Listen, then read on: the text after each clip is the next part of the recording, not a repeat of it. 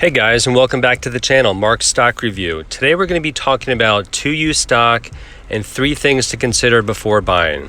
I hope you find this video helpful. If you do, please consider subscribing. That's it, let's get started. So just a little bit about 2U stock. They are an education technology company, which they operate in 2 segments, and they establish contracts with nonprofit colleges and universities to offer online education services.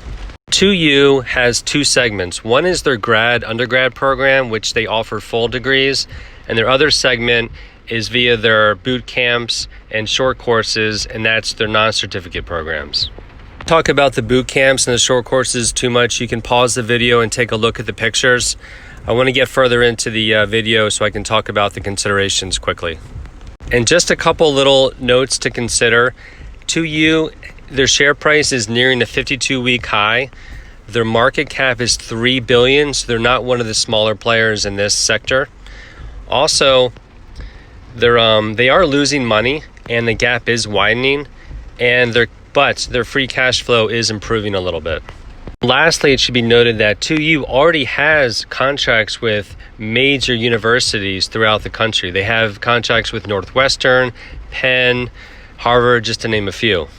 Just a couple quick notes from the last quarter results. Their revenue is increasing, but of course their net losses are widening. On to the first consideration. The secular trend acceleration could significantly reduce one of 2U's most costly expenses, which is marketing. In 2019, 2U spent roughly $342 million, but only made $575 million. So the online push in 2020 should lessen 2U's marketing needs. On to the second consideration. 2U has a high upfront cost revenue structure. So 2U then takes a long-term revenue share with the institution. So in the early years, 2U has a net negative cash flow, but over a quote-unquote really long-term contract, 2U does really well. I quoted really because when I watched one of the video clips from the CEO, he used that word really, so it does tell you something. And the last consideration, we need to be mindful of the legal questions regarding the incentive compensation rule, which states higher education receiving federal student aid prevents admissions staff from being compensated based on their success recruiting students.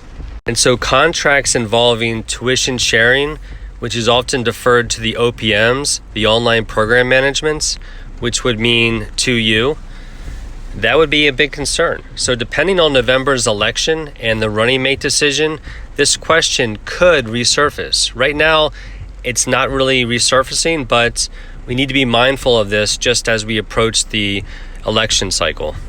And so this last picture, you can read more about it. You can certainly pause the video and take a look. And so that concludes this video. I hope you guys found it helpful. If you did, please consider subscribing. That said, I hope you guys have a wonderful day, and I'll talk to you soon. Take care. Bye.